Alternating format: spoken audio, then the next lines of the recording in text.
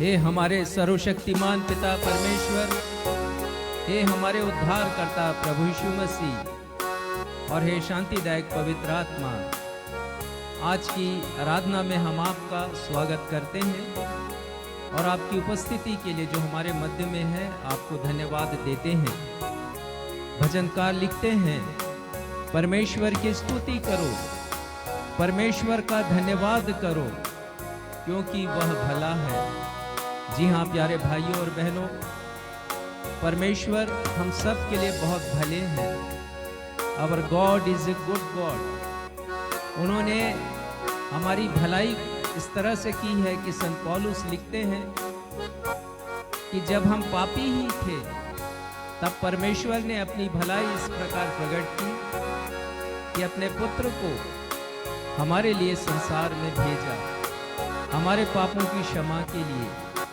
और आज वह दिन है जिस दिन हम सब एकत्रित हैं, उस दिन को याद करने के लिए जब प्रभु यीशु मसीह ने अपने शिष्यों के साथ अंतिम भोज किया, उन्हें नई आज्ञा दी और एक नई वाचा अपने रक्त से बांधी है। आज जबकि हम स्मरण करने के लिए एकत्रित हैं, तो आइए हम धन्यवाद दें परमेश्वर को, क्योंकि उन्होंने हमें चुना है। हमने उन्हें नहीं चुना, उन्होंने हमें चुना है। शून्य से जब हमारा अस्तित्व ही नहीं था, अपने रूप में हमें रचा है। ये उनका अनोखा प्यार है। आइए उनके अनोखे अद्भुत प्यार को प्रकट करता हुआ यह गीत गाएं, जिसके शब्द कहते हैं, शून्य से लेकर तूने मुझे रच लिया अपने ही रूप में। शून्य से लेकर तूने मुझे रच लिया अपने ही रूप में। प्रेम किया है अनंत प्रेम से मुझे, दिया है पुत्र मेरी मुक्ति के लिए। अनोखा प्यार है तेरा, करूँगा स्तुति तेरी मैं सर्वदा। अनोखा प्यार है तेरा, करूँगा स्तुति तेरी मैं सर्वदा।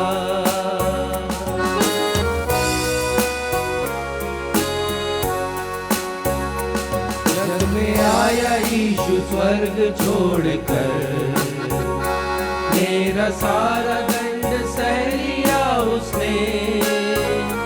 कोड़े खाकर क्रूस उठाकर यीशु ने मुझे मुक्ति और चंगाई दे दी है। अनोखा प्यार है तेरा, करूँगा स्तुति तेरी मैं सर्वदा। अनोखा प्यार है तेरा, करूँगा स्तुति तेरी मैं सर्वदा। करूँगा स्तुति तेरी मैं सर्वदा। करूँगा स्तुति तेरी मैं सर्वदा।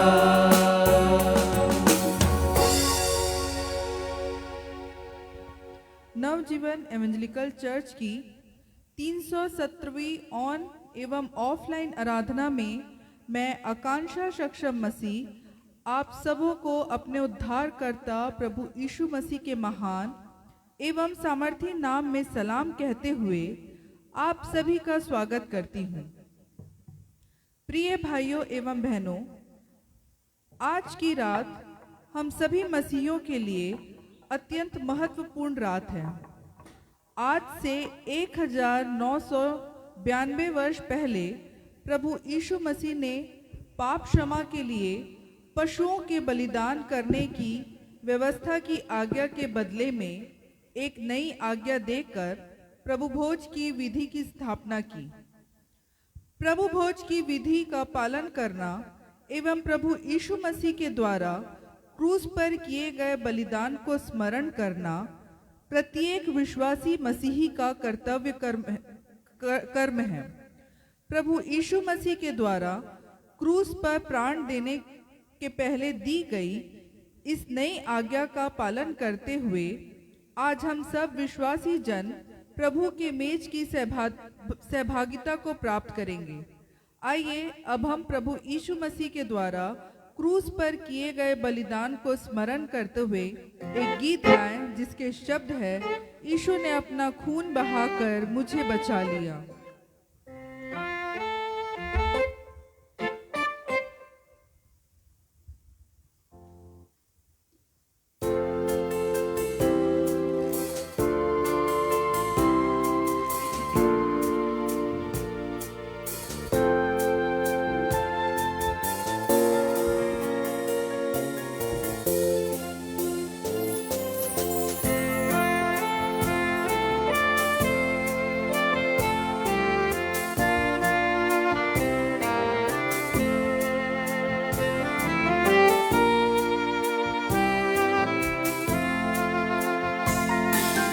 यीशु ने अपना खून बहाकर मुझे बचा लिया। क्यों मैं ना गाऊंगा गीत उसी के, मुझे बचा लिया। यीशु ने अपना खून बहाकर मुझे बचा लिया। क्यों मैं ना गाऊंगा गीत उसी के, मुझे बचा लिया।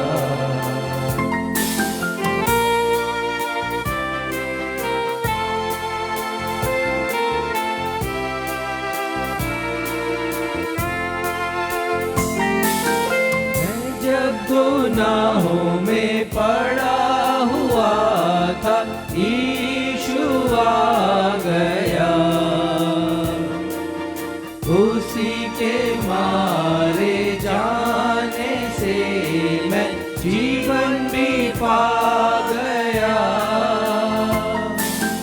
मैं जब गुनाहों में पड़ा हुआ था, यीशु आ गया। उसी के मारे जाने से मैं जीवन भी पा गया। इसलिए गाऊंगा गुण उसी के, मुझे बचा लिया। यीशु ने अपना खून बहा के मुझे बचा लिया।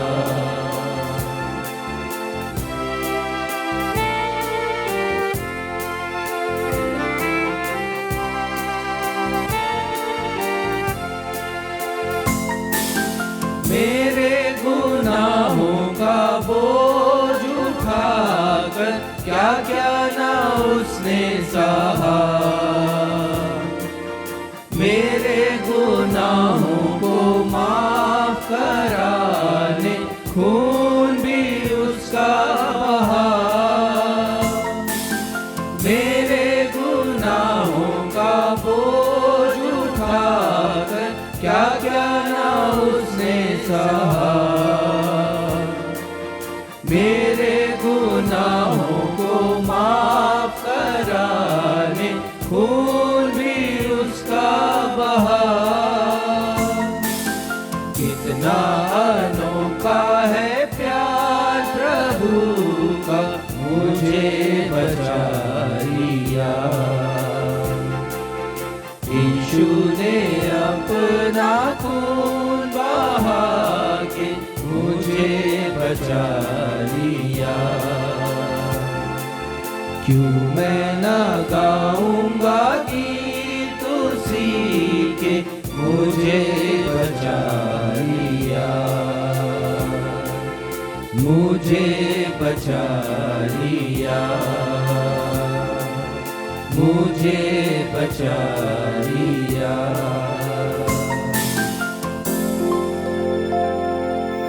हम इसी स्थिति में रहते हुए उत्तरवादी पाठ के लिए निकाल लेंगे भजन संहिता अध्याय 145 पद 8 से लेकर 21 तक, जिसे पढ़ने में अगुवाई मिस्टर सक्षम मसीह करेंगे। भजन संहिता अध्याय 145 पद 8 से लेकर 21।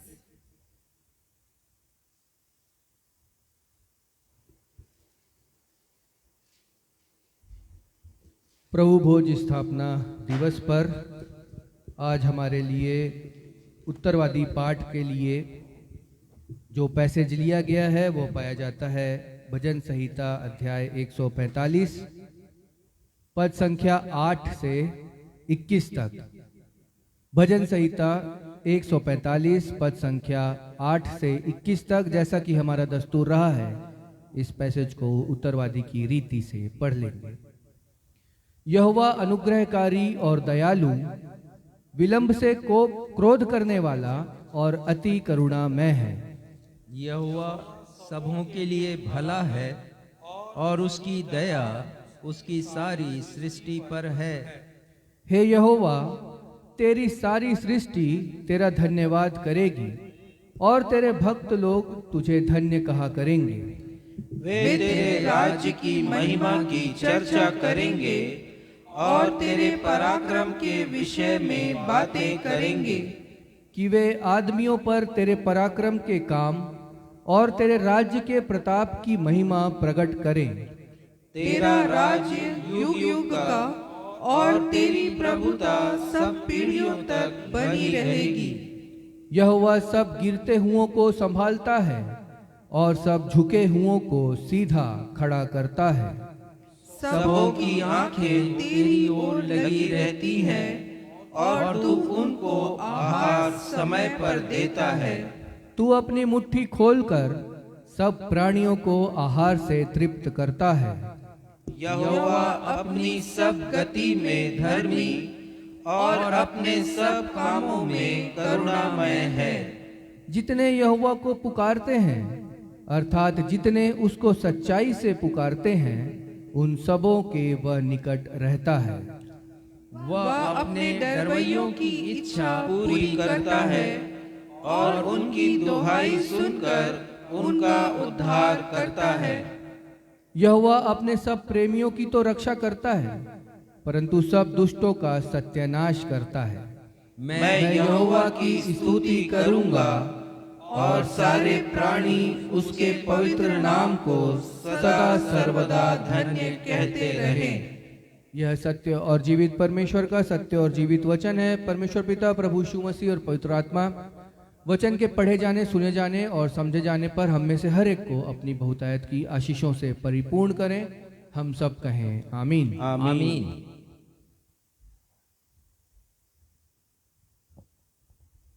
अब हमारे पास्टर साहब को अवसर होगा जब वे हमें कलीसियाई सूचनाओं से अवगत कराएंगे। सूचनाओं के पश्चात वे हम सभी के लिए मध्यस्थता की प्रार्थना करेंगे। यदि आपके पास कोई प्रार्थना अनुरोध है तो उसे फेसबुक, व्हाट्सएप, यूट्यूब, मैसेंजर के कमेंट बॉक्स पर लिखकर हमें भेज दीजिए। हम आपके लिए प्रार्थना करेंगे।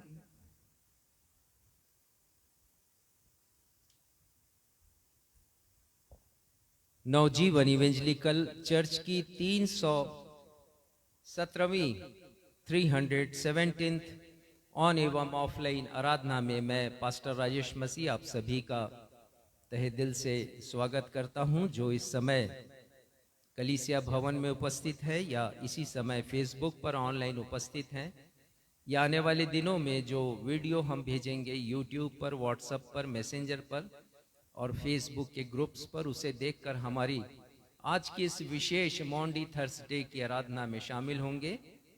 मैं आप सभी का स्वागत करता हूं और आप सभी को मैं प्रेज द लॉर्ड कहता हूं।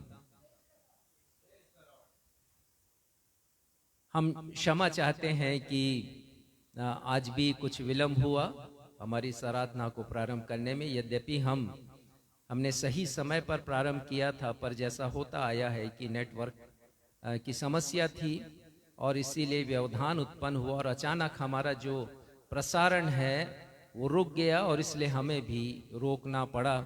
हम आपसे क्षमा चाहते हैं और प्रार्थना करते रहिएगा कि ये व्यवधान आगे ना हो। कभी विद्युत की समस्या, कभी नेटवर्क की समस्या हो जाती है और जिसके कारण हम अपने दर्शकों तक पहुंच नहीं पाते हैं।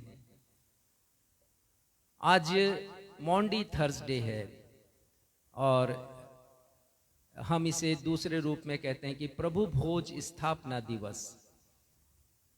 आज से 1992 वर्ष पहले प्रभु यीशु मसीह ने अपने शिष्यों के साथ फसह का पर्व मनाया। अंतिम ब्यारी में, अंतिम भोज में वो अपने शिष्यों के साथ शामिल हुए। उन्होंने हमें एक नई वाचा दी, न्यू कमांडमेंट, और उन्होंने नई आज्ञा दी आज के ही दिन। और ये दिन मॉन्डी थर्सडे के नाम से जाना जाता है। मॉन्डी का मतलब बहुत से लोग नहीं समझते हैं कि मॉन्डी का अर्थ क्या है। मैं बताना चाहूंगा। मॉन्डी शब्द ग्रीक भाषा के शब्द मैंडेटम से निकला है और इसका अर्थ होता है आज्ञा। मैंडेटम का अर्थ होता है आज्ञा और मॉन्डी थर्सडे का मतलब है नई आज्ञा का दिन। तो प्रभु यीशु मसीह ने एक नई आज्ञा दी हमें, प्रेम की आज्ञा, प्रेम करने की आज्ञा। आगे भी हम वचन में देखेंगे, इसे और गहराई से समझेंगे। तो आज का दिन हम सभी मसीहियों के लिए एक विशेष दिन है, क्योंकि आज के ही दिन प्रभु यीशु मसीह ने अपने शिष्यों के साथ प्रभु भोज के दिन की स्थापना की और आज हम उसे सेलिब्रेट करेंगे, आज हम उसे मनाएंगे बड़ी गंभीरता, शालीनता के साथ। और जैसी पूर्व सूचना मैंने दी थी कि हमारे वे दर्शक जो कि किसी कारणवश कलीसिया नहीं जा पाते हैं और इस महत्वपूर्ण दिन में प्रभु के मेज की सहभागिता को प्राप्त नहीं कर सकते हैं, तो उनके लिए हम अवसर सुलभ कराते हैं कि वो घर में रहकर ही हमारे साथ प्रभु के मेज की सहभागिता को प्राप्त कर सकते हैं। और इसके लिए मैंने आपसे कहा था कि आपको आवश्यक तैयारी करनी है। मैं समझता हूँ आपने कर लिया होगा। तो आप मेरे द्वारा दिए गए निर्देश का जब प्रभु भोज की विधि अपनाई जाती है तो आप पालन करें और हमारे साथ आप शामिल हों, शालीनता के साथ, गंभीरता के साथ, संजीदगी के साथ प्रभु के मेज की सहभागिता को आप अपने निवास स्थान पर प्राप्त करें प्रभु की उपस्थिति में। आगे की सूचना इस प्रकार से है कि कल भी हमारा एक महत्वपूर्ण दिन है जिसे हम प्रभु का बलिदान दिवस कहते हैं, अर्थात गुड फ्राइडे या शुभ शुक्रवार। और इस दिन भी 12 बजे से लेकर दोपहर को 3 बजे तक हमारी आराधना संपन्न की जाएगी। ये आराधना भी ऑनलाइन उपलब्ध होगी और इस दिन हम 7 वाणियों पर मनन करेंगे। भिन्न भिन्न वक्तागणों के द्वारा हम प्रभु यीशु मसीह की वाणियों पर मनन करेंगे और हम चिंतन करेंगे इस बात के लिए कि प्रभु यीशु मसीह ने अपना बलिदान हमारे लिए दिया और यह भी कि हमारा क्या कर्तव्य होता है, हमें किस प्रकार से प्रभु यीशु मसीह से सीखना है। किसी ने कहा कि प्रभु यीशु मसीह के हाथ और पांव बांध तो दिए गए, उनकी आज़ादी खत्म कर दी चलने फिरने की, लेकिन मुंह को नहीं बंद कर पाए और मुंह को बड़ी आज़ादी के साथ प्रभु यीशु मसीह ने उपयोग में लाया 7 वाणियों को कहकर। तो कल हम उसके ऊपर मनन करेंगे। आप अवश्य हमारी उस ऑनलाइन आराधना में, सेवा में उपस्थित रहिएगा, प्रभु की आशीषों को पाइएगा और अपने स्वयं के जीवन के लिए कुछ सीखिएगा। उसके पश्चात रविवार को पुनरुत्थान दिवस की आराधना होगी।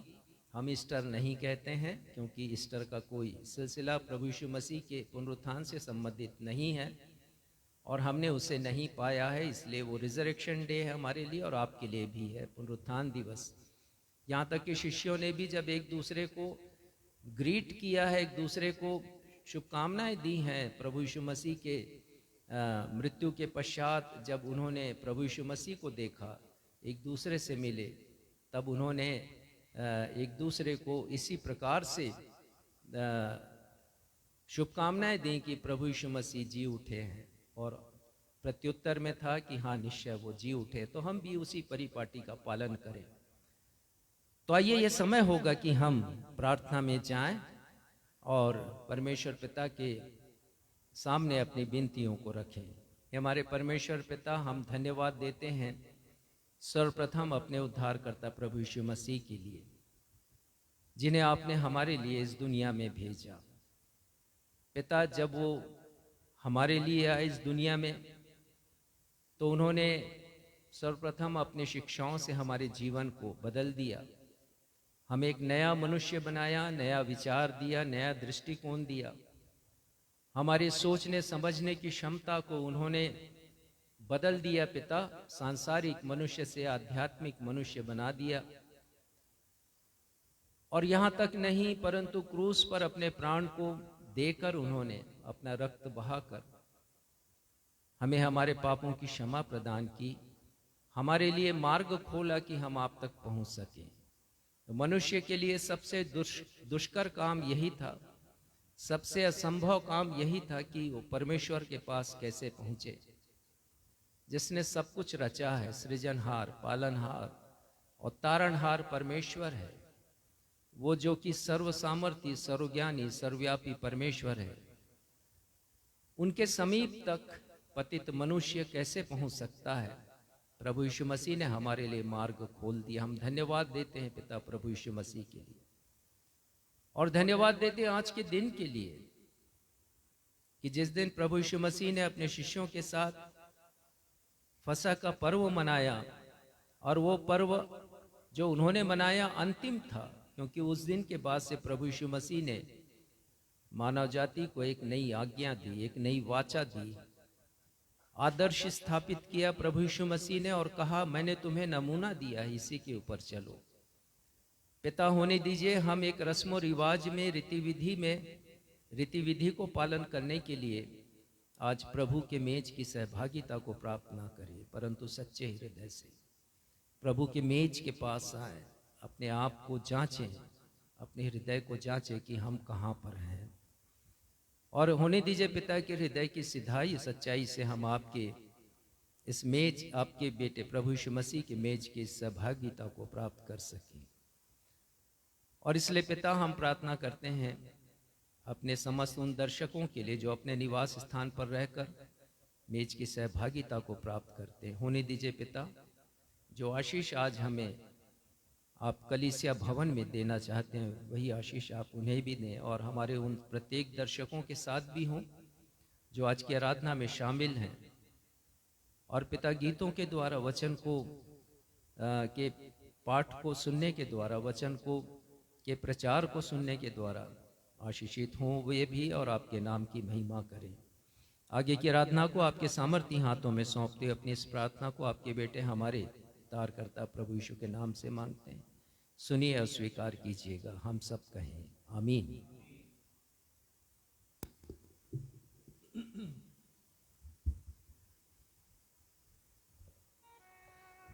अब हम सब के लिए अवसर होगा जब हम अपने उद्धारकर्ता प्रभु यीशु मसीह के द्वारा 1992 वर्ष पूर्व स्थापित प्रभु भोज की विधि में शामिल होकर उनकी मेज की सहभागिता को प्राप्त करेंगे।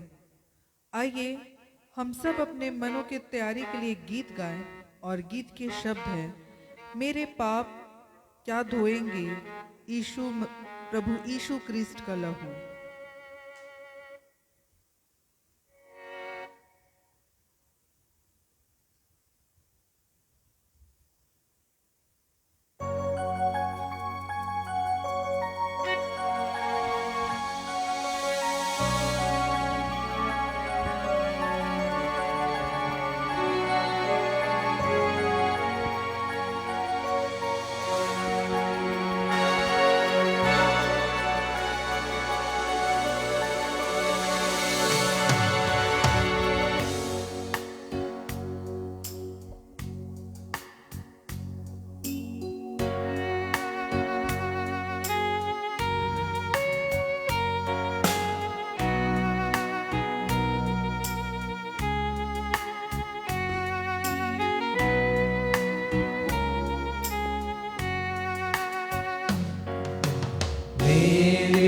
पाप क्या धोएगा प्रभु यीशु क्रिस्ट का लहू। मुझे शुद्ध क्या करेगा प्रभु यीशु क्रिस्ट का लहू। वो मन सोता है मेरे पाप वह धोता है, ना दूसरा है उपाय, प्रभु यीशु क्रिस्ट का लहू।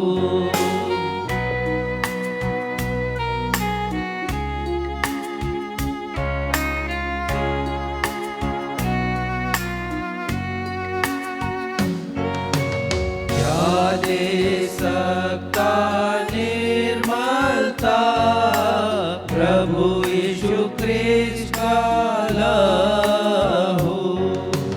कारण क्या है क्षमा का, प्रभु यीशु क्रिस्ट का लहू।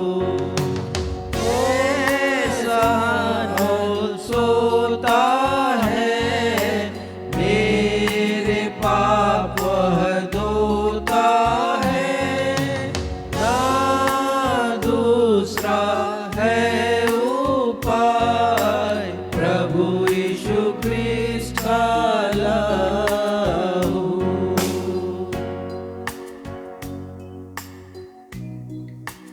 यह गीत हम जब भी गाते हैं प्रभु यीशु मसीह के उस रक्त को जिसे उन्होंने क्रूस पर बहाया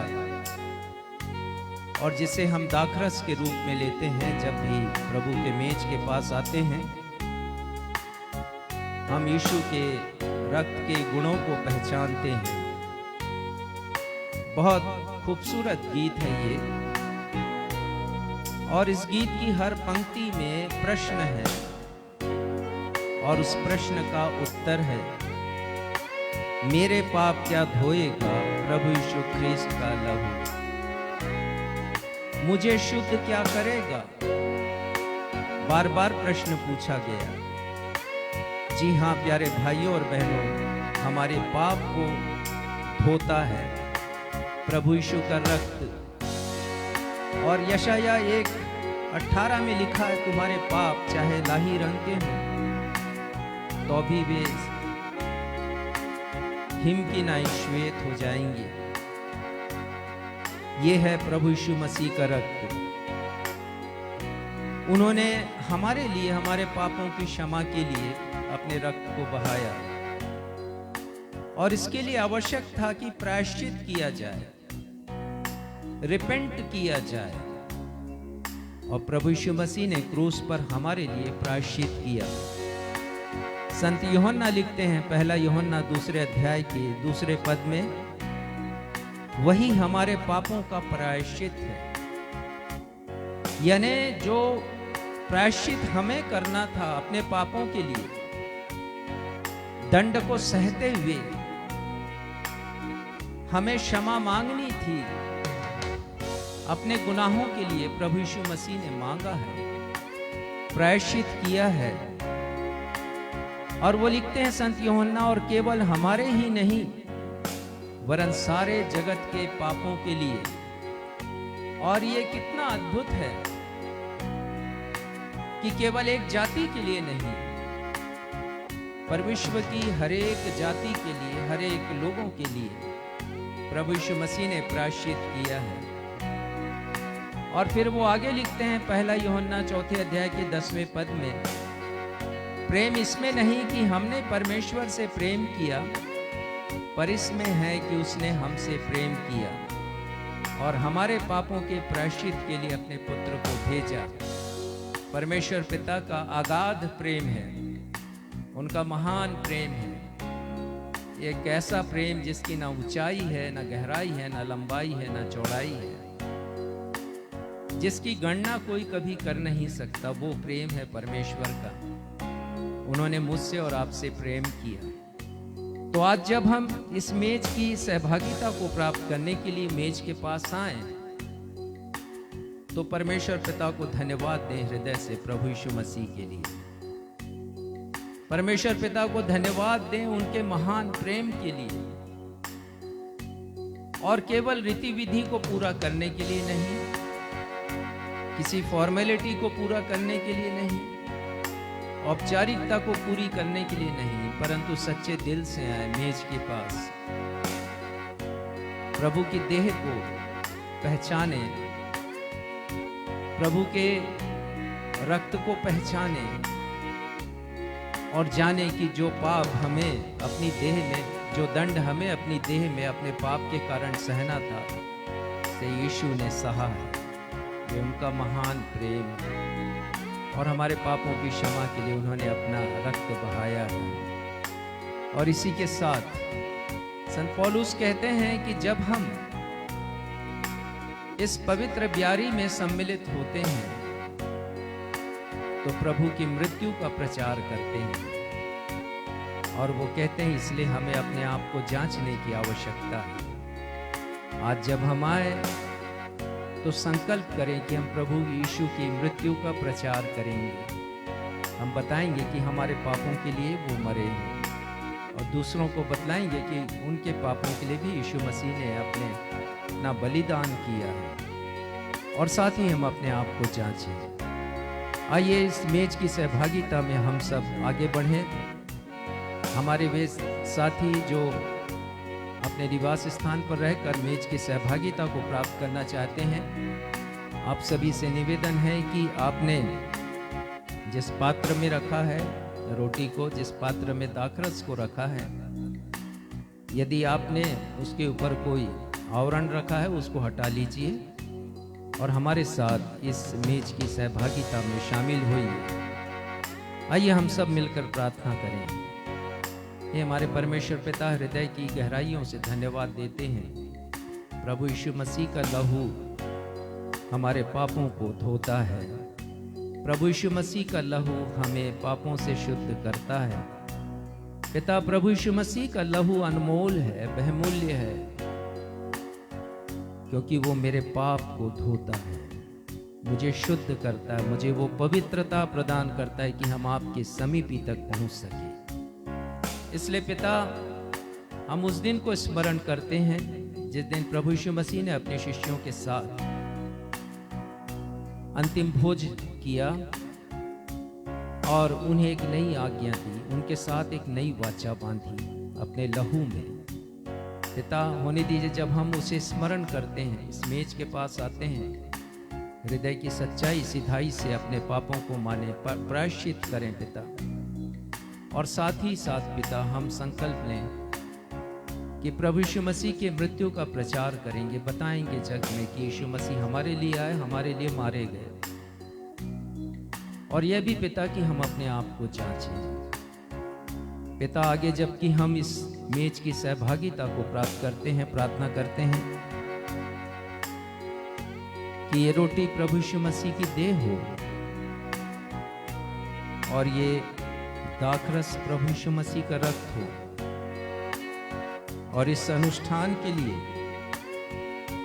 हम इस रोटी को और इस दाखरस को, साथ ही साथ हमारे ऑनलाइन दर्शक जो कि इस प्रभु भोज की विधि में शामिल हैं, उनके निवास स्थान पर रखी रोटी और उनके निवास स्थान पर रखा दाखरस, इनको हम सांसारिक वस्तुओं से पृथक करते हैं और प्रार्थना करते हैं पिता कि ये रोटी प्रभु यीशु मसीह की देह हो, ये दाखरस प्रभु यीशु मसीह का रक्त हो। पिता, फिर से प्रभु यीशु मसीह के महान बलिदान के लिए धन्यवाद देते हुए अपनी इस प्रार्थना को उन्हीं के पवित्र, मधुर, मीठे और उद्धार देने वाले नाम से मांग लेते हैं। सुनिए और स्वीकार कीजिए। हम सब कहें आमीन। आमीन। हमारे दर्शक भी जो अपने निवास स्थान पर रहकर प्रभु की मेज की सहभागिता को प्राप्त कर रहे हैं, रोटी ले लें, परिवार के मुखिया भी ले ले पहले और उसके बाद सभी को वितरित करें। और हम कहें दिल से कि प्रभु यीशु, मैं आपको धन्यवाद देता हूँ कि जो दंड मुझे अपने शरीर में सहना था उसे आपने सह लिया। और फिर रोटी को धन्यवाद के साथ ग्रहण कीजिए।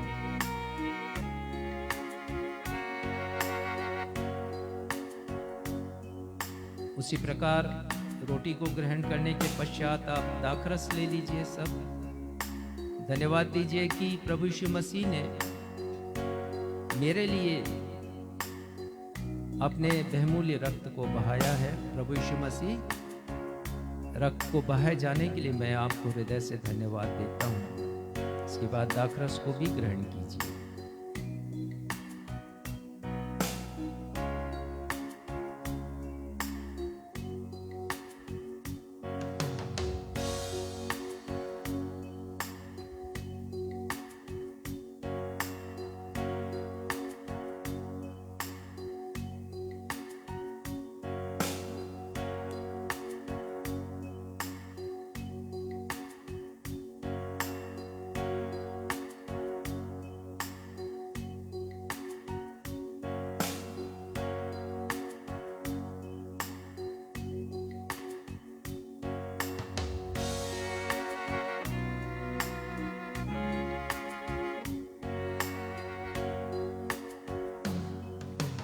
कारण है मिलाप का क्या, प्रभु यीशु क्रिस्ट का लहू, कुछ ना मेरी योग्यता, प्रभु यीशु क्रिस्ट का लहू, कैसा अनमोल सोता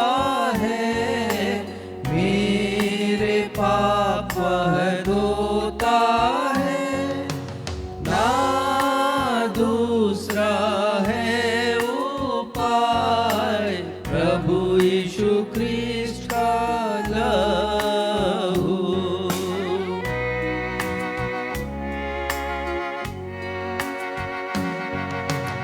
यह है मेरी पूरी आस, प्रभु यीशु क्रिस्ट का लहू, यह है धर्म मेरे पास, प्रभु यीशु क्रिस्ट का लहू, कैसा अनमोल सोता है, मेरे पाप वह धोता है, ना दूसरा है उपाय, प्रभु यीशु क्रिस्ट का लहू।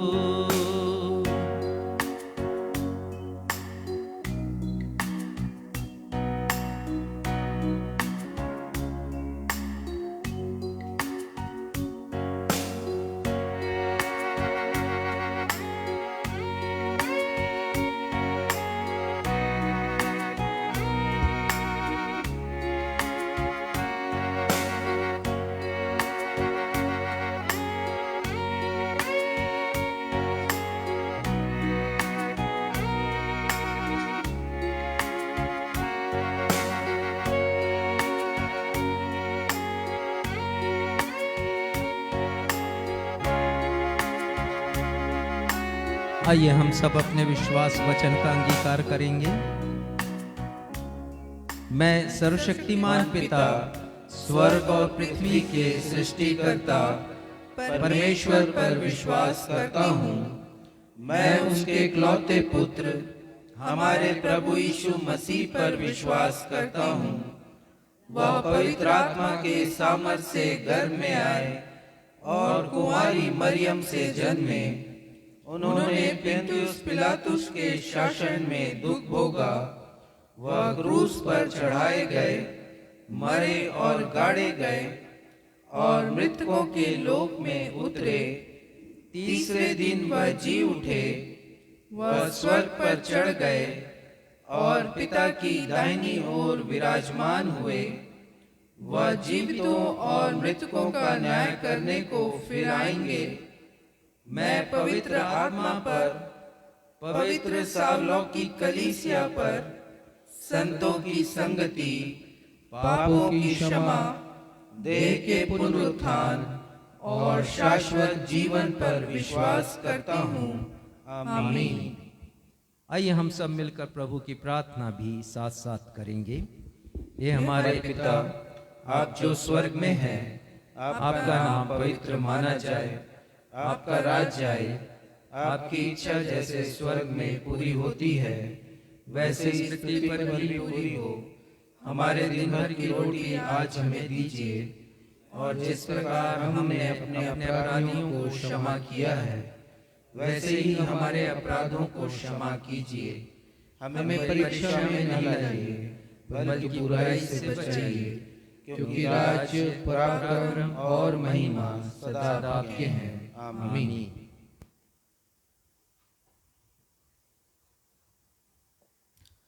अब हम सब के लिए अवसर होगा जब हम परमेश्वर पिता के द्वारा दी गई आत्मिक एवं भौतिक आशीषों को स्मरण करते हुए अपनी अपनी भेंटों तथा धन्यवादी भेंटों को अर्पित करेंगे। यदि हमारे ऑनलाइन दर्शक भी अपनी भेंटों को हमारी कलीसिया के द्वारा जरूरतमंद असहाय लोगों के मध्य किए जा रहे कार्यों अथवा नवजीवन कलीसिया भवन के फिनिशिंग कार्य के लिए अपनी भेंटों को देना चाहते हैं, तो उनका स्वागत है। वे कृपया हमारे पास्टर साहब से बात कर सकते हैं। आइए इस समय हम भेंटों को अर्पित करते हुए गीत गाएं। शून्य से लेकर तूने मुझे रच लिया अपने ही रूप में, इसका पद 3।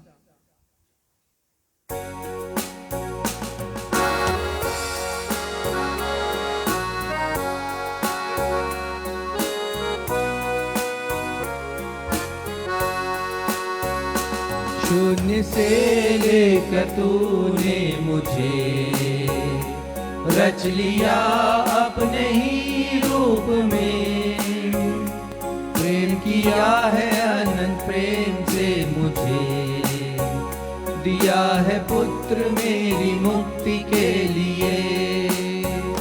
अनोखा प्यार है तेरा, करूँगा स्तुति तेरी मैं सर्वदा। अनोखा प्यार है तेरा, करूँगा स्तुति तेरी मैं सर्वदा।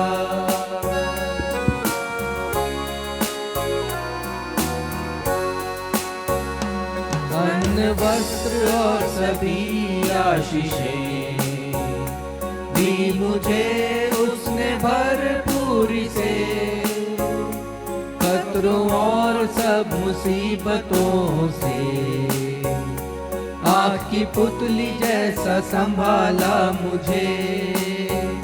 अनोखा प्यार है तेरा, करूँगा स्तुति तेरी मैं सर्वदा।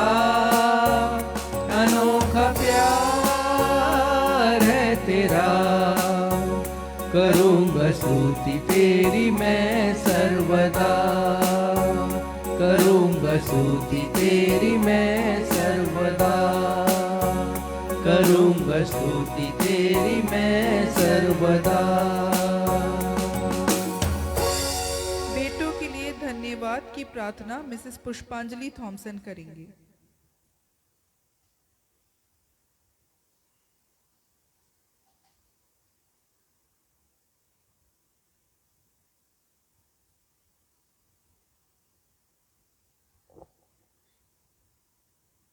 आइए हम प्रार्थना करें।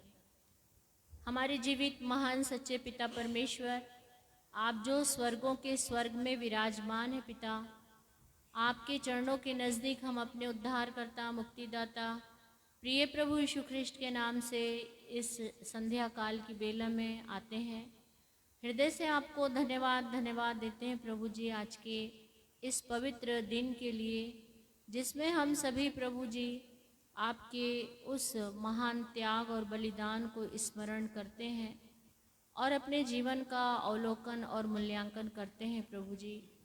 हम हृदय से आपको धन्यवाद देते हैं यीशु राजा, कि आपने हमको उस बड़ी भीड़ से जो संसार में दिशाहीन है उसमें से आपने हमको चुन लिया और हमें प्रभु जी एक सिद्ध ईश्वर की तरफ हमें अग्रसर किया। प्रभु हम इस बात के लिए आपको धन्यवाद देते हैं। हम धन्यवाद देते हैं प्रभु जी सुंदर मीठी संगति के लिए जो हमने मेज की संगति को प्राप्त किया। हम उस आनंद के लिए और उस आत्मिक खुशी के लिए आपको हृदय से धन्यवाद देते हैं।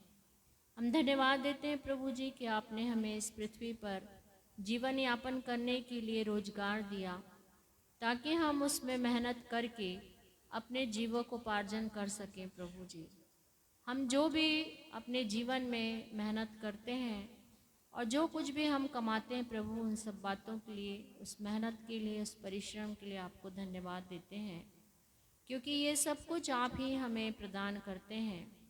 हम इन सब बातों के लिए आपको धन्यवाद देते हैं। उसी परिश्रम, उसी मेहनत, उसी रोजगार के जो आपने हमें दिया प्रभु, उसमें से हम आपके चरणों पर अपनी भेंट समर्पित करते हैं।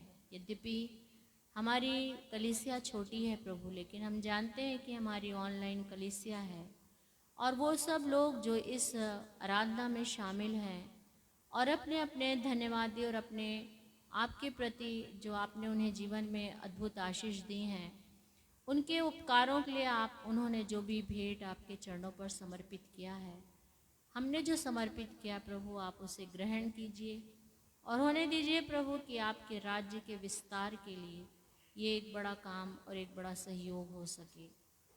हमारे हर बातों के लिए हम जो आपने हमारे जीवन में दिया, हम आपको धन्यवाद देते हैं।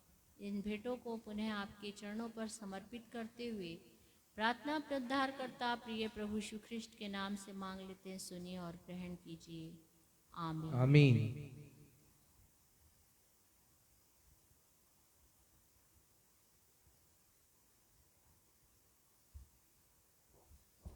पवित्र शास्त्र बाइबल से पाठों का पठन। पहला पाठ पुराने नियम से निर्गमन अध्याय 12 पद 1 से 8 एवं पद 11 से 14, जिसे पढ़ने में अगुवाई भाई क्षितिज मसीह करेंगे। दूसरा पाठ नए नियम से पहला कुरिन्थियों अध्याय 11 पद 23 से लेकर 29 तक, जिसे पढ़ने में अगुवाई भाई बंटी सिद्धू करेंगे। पहला पाठ पुराने नियम से निर्गमन अध्याय 12 पद 1 से 8 एवं पद 11 से 14।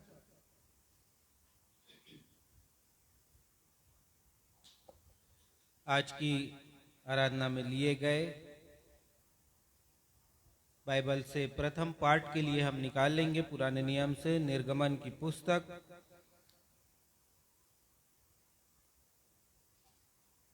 अध्याय 12 पद 1 से 8, तत्पश्चात पद 11 से 14।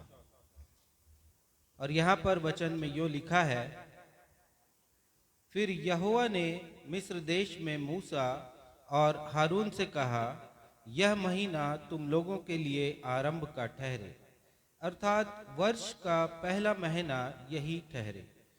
इस्राएल की सारी मंडली से इस प्रकार कहो, इस महीने के 10वें दिन को तुम अपने अपने पितरों के घरानों के अनुसार घराने पीछे एक एक मेमना ले रखो। और यदि किसी के घराने में एक मेमने के खाने के लिए मनुष्य कम हो, तो वह अपने सबसे निकट रहने वाले पड़ोसी के साथ प्राणियों की गिनती के अनुसार एक मेमना ले रखे। और तुम हर एक के खाने के अनुसार मेमने का हिसाब करना। तुम्हारा मेमना निर्दोष और 1 वर्ष का नर हो, और उसे चाहे भेड़ों में से लेना, चाहे बकरियों में से। और इस महीने के 14वें दिन तक उसे रख छोड़ना। और उस दिन गोधूली के समय इस्राएल की सारी मंडली के लोग उसे बलि करें। तब वे उसके लहू में से कुछ लेकर जिन घरों में मेमने को खाएंगे, उनके द्वार के दोनों अलंगों और चौखट के सिरे पर लगाएं। और वे उसके मांस को उसी रात आग में भूंजकर अखमीरी रोटी और कड़वे सागपात के साथ खाएं। पद 11 से 14। और उसके खाने की यह विधि है, कमर बांधे, पांव में जूती पहने और हाथ में लाठी लिए हुए उसे फुर्ती से खाना।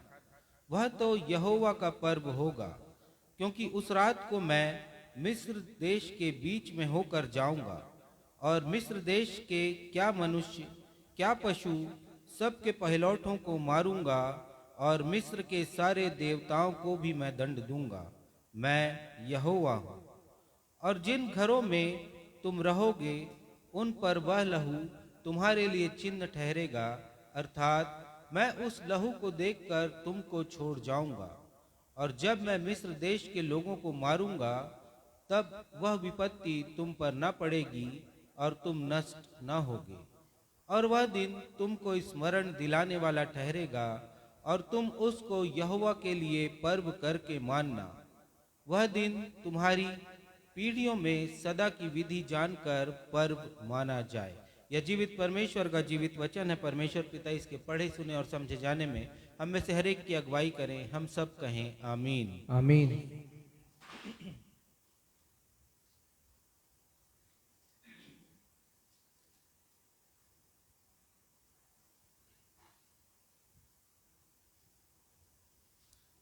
आप सबको जय मसीह की। जय मसीह की।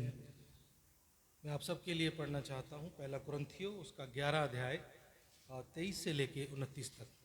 यहाँ पर खुदावंद का कलाम यूं बयान करता है, क्योंकि यह बात मुझे प्रभु से पहुंची और मैंने तुम्हें पहुंचा दी कि प्रभु यीशु ने जिस रात वह पकड़वाया गया रोटी ली और धन्यवाद करके उसे तोड़ी और कहा, यह मेरी देह है जो तुम्हारे लिए है, मेरे स्मरण के लिए यही किया करो। इसी रीति से उसने ब्यारी के पीछे कटोरा भी लिया और कहा, यह कटोरा मेरे लहू में नई वाचा है। जब कभी पियो तो मेरे स्मरण के लिए यही किया करो। क्योंकि जब कभी तुम यह रोटी खाते और इस कटोरे में से पीते हो तो प्रभु की मृत्यु को जब तक वह ना आए प्रचार करते हो। इसलिए जो कोई अनुचित रीति से प्रभु की रोटी खाए या उसके कटोरे में से पिए, वह प्रभु की देह और लहू का अपराधी ठहरेगा।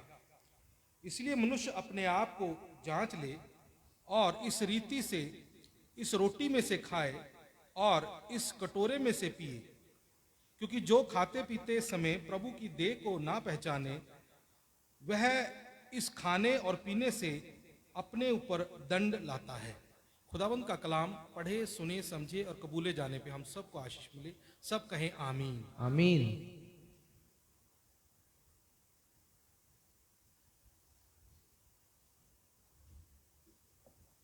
सुसमाचार पाठ के लिए हम निकाल लेंगे यूहन्ना रचित सुसमाचार अध्याय 13 पद 1 से 6 एवं पद 12 से 17, जिसे पढ़ने में अगुवाई रेवरेंड राजेश मसीह करेंगे। यूहन्ना रचित सुसमाचार अध्याय 13 पद 1 से 6 एवं पद 12 से 17।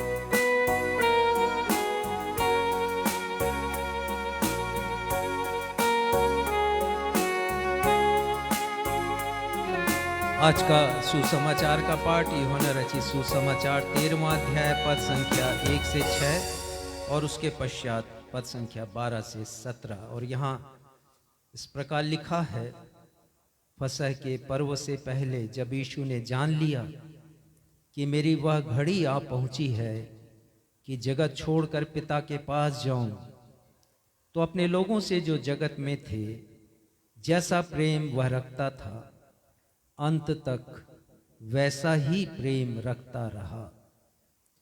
जब शैतान शमौन के पुत्र यहूदा इस्करियोती के मन में यह डाल चुका था कि यीशु को पकड़वाए, तो भोजन के समय यीशु ने यह जानकर कि पिता ने सब कुछ मेरे हाथ में कर दिया है और मैं परमेश्वर के पास से आया हूं और परमेश्वर के पास जाता हूं, भोजन पर से उठकर अपने ऊपरी कपड़े उतार दिए और अंगोछा लेकर अपनी कमर बांधी। तब बर्तन में पानी भरकर चेलों के पांव धोने और जिस अंगोछे से उसकी कमर बंधी थी उसी से पोंछने लगा। जब वह शमौन पतरस के पास आया, तब पतरस ने उससे कहा, हे प्रभु, क्या तू मेरे पांव धोता है? यीशु ने उसको उत्तर दिया, जो मैं करता हूं तू उसे अभी नहीं जानता, परंतु इसके बाद समझेगा। इसके बाद पद संख्या 12 से लेके पद संख्या 17 तक, और यहां इस प्रकार लिखा है, जब यीशु अपने शिष्यों के पांव धो चुका और अपने कपड़े पहनकर फिर बैठ गया तो उनसे कहने लगा, क्या तुम समझे कि मैंने तुम्हारे साथ क्या किया है? तुम मुझे गुरु और प्रभु कहते हो और ठीक कहते हो, क्योंकि मैं वही हूं। यदि मैंने प्रभु और गुरु होकर तुम्हारे पांव धोए तो क्या तुम्हें भी एक दूसरे के पांव धोना चाहिए? क्योंकि मैंने तुम्हें नमूना दिखा दिया है कि जैसा मैंने तुम्हारे साथ किया है वैसा भी तुम भी वैसा ही करो। फिर से पढ़ूंगा। क्योंकि मैंने तुम्हें नमूना दिखा दिया है कि जैसा मैंने तुम्हारे साथ किया है तुम भी वैसा ही किया करो। मैं तुमसे सच सच कहता हूं, दास अपने स्वामी से बड़ा नहीं और ना भेजा हुआ अपने भेजने वाले से। तुम ये बातें जानते हो और यदि उन पर चलो तो धन्य हो। ये प्रभु यीशु ख्रिस्ट का सुसमाचार है। हे प्रभु यीशु ख्रिस्ट, आपके नाम की महिमा हो। हम सब कहें आमीन।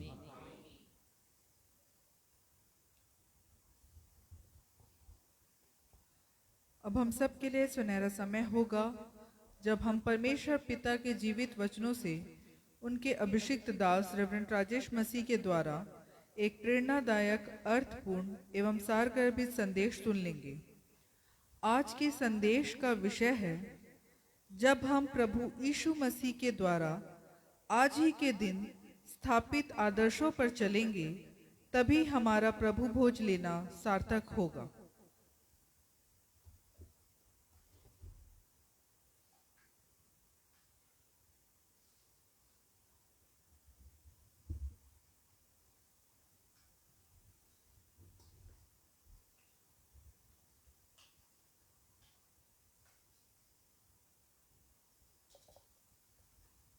आज की रात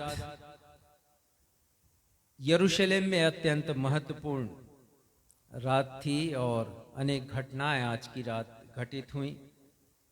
चारों सुसमाचारों को जब हम खोलते हैं, आज के विषय में पढ़ते हैं, आज की रात्रि के बारे में, तो बहुत सी बातें हमें ज्ञात होती हैं।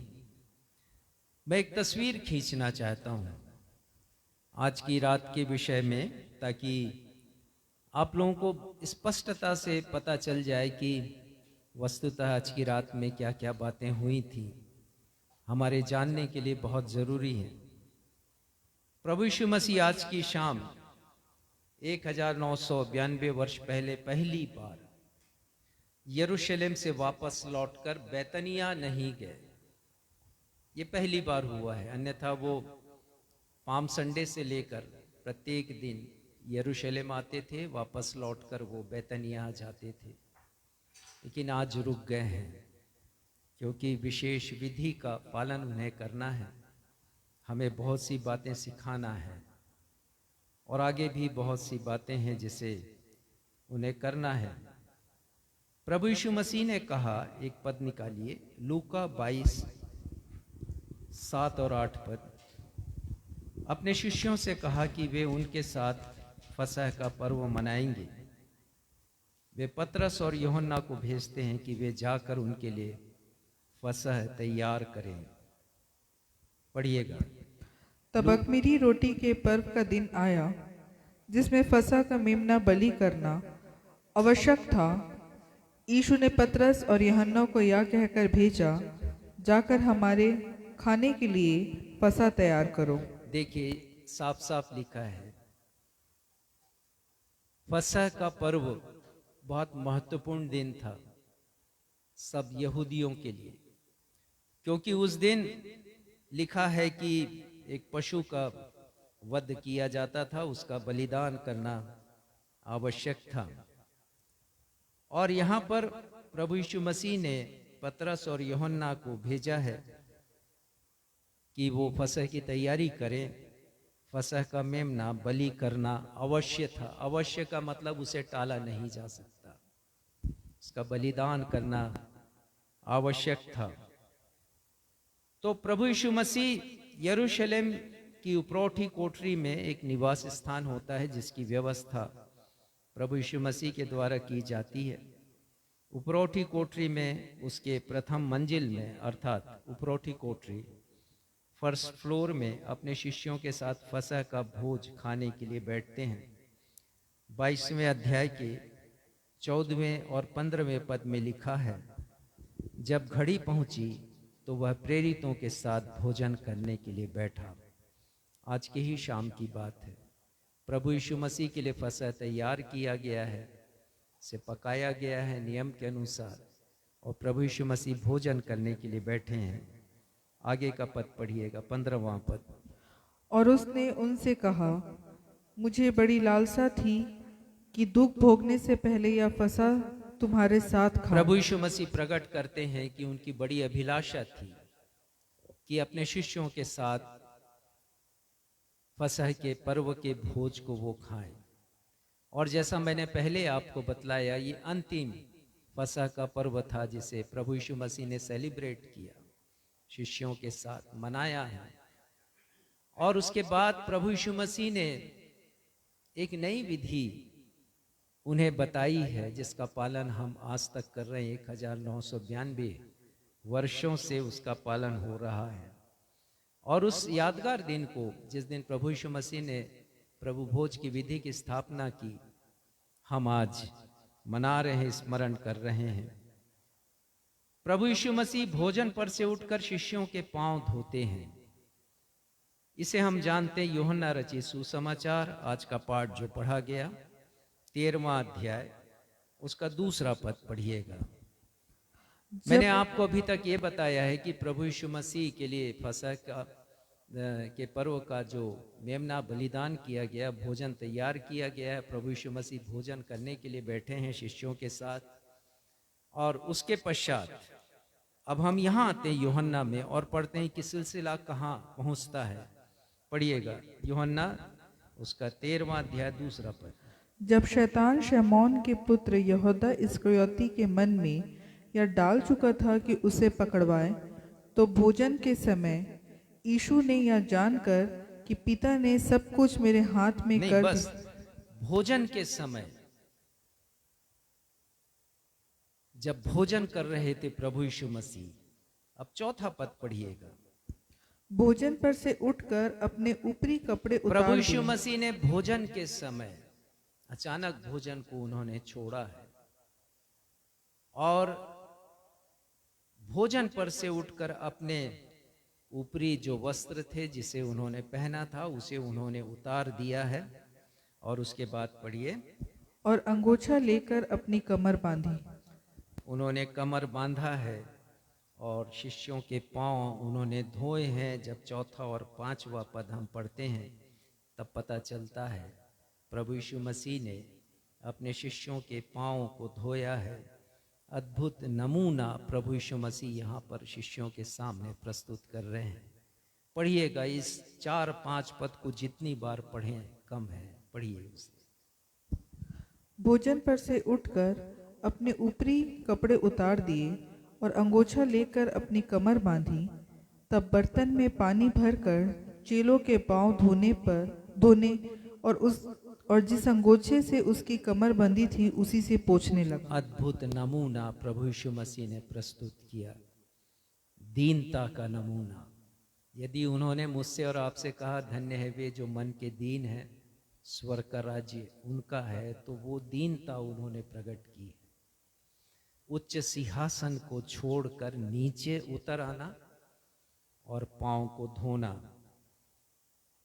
और फिर प्रभु यीशु मसीह शिक्षा देते हैं अपने शिष्यों को। यदि आप यूहन्ना रचित सुसमाचार 14वां अध्याय, 15वां अध्याय, 16वां अध्याय, 17वां अध्याय, ये 4 अध्याय आप पढ़े ना, इन अध्यायों का विवरण जो मत्ती, मरकुस, लूका वहां नहीं मिलेगा आपको। ये प्रभु यीशु मसीह की प्रार्थना है इन अध्यायों में, और इसे कहते हैं फेयरवेल स्पीच, अर्थात विदाई का भाषण। प्रभु यीशु मसीह इसके पहले कि उन्हें पकड़ा जाए गतसमनी बाग में और बाद में उन्हें क्रूस पर चढ़ाया जाए, अपने शिष्यों के लिए प्रार्थना करते हैं, उनके लिए विनती करते हैं, उन्हें ढाढ़स बंधाते हैं। जैसे 14वें अध्याय में, तुम्हारा मन व्याकुल ना हो, मेरे पिता के घर में बहुत से रहने के स्थान। कब कहा यीशु ने? आज की ही रात कहा है। 14, 15, 16, 17 कभी आप पढ़िएगा ध्यान से। तो एक तस्वीर जो मैं खींच रहा हूं उसमें यह भी बात है कि प्रभु यीशु मसीह ने न सिर्फ शिष्यों के पांव धोए हैं, उनसे बातचीत की है, परंतु प्रभु यीशु मसीह ने उन्हें शिक्षाएं भी दी हैं, उनके लिए प्रार्थनाएं भी की हैं। अब उसके बाद क्या होता है, ये 4 अध्याय में जो वर्णन है उसके बाद आ जाइए मत्ती 26 और 30 में। मत्ती 26 और 30 पढ़िएगा, देखिए क्या लिखा है। फिर वे भजन गाकर जैतून पहाड़ पर गए। हाँ, भजन गाकर। प्रभु यीशु मसीह ने शिष्यों के साथ मिलकर भजन गाया, है ना। सामने मौत है, उनके साथ अपमानजनक बातें घटित होंगी, उनका शिष्य ही उन्हें पकड़ाएगा, ये सब बातें हैं। लेकिन यीशु भजन गा रहे हैं कि जीवन में जब हम व्याकुल हों, परेशान हों, हम भी भजन गाएं।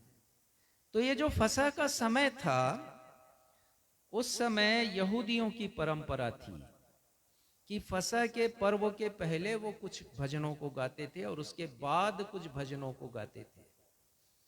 इसे कहते हैं इजिप्शियन हिल्लेल, अर्थात जब मिस्र देश की गुलामी में थे और फसह की ही रात, फसह का मतलब छुटकारा होता है, छुटकारे की रात में उन लोगों ने भजन को गाया है रात्रि के समय। तो जिस भजन को गाया है उसका विवरण मिलता है हमें भजन संहिता 113 और 114 में। उनका बाद में देखिएगा, आराम से आगे की बात को सुनिए। भजन संहिता 113 और 114 में उनका विवरण मिलता है। फसह के पर्व के पहले गाते थे, फसह के पर्व के बाद जिस भजनों को गाया जाता था 115 से लेके 118, इन भजनों को हिल्लेल कहते हैं। हिल्लेल से ही हालेलुया बना है। हिल्लेल का मतलब प्रेज होता है, उसी से हालेलुया बना है। तो भजन संहिता 113 से लेके 118 तक का जो भजन है वो फसह के पर्व के समय का भजन है।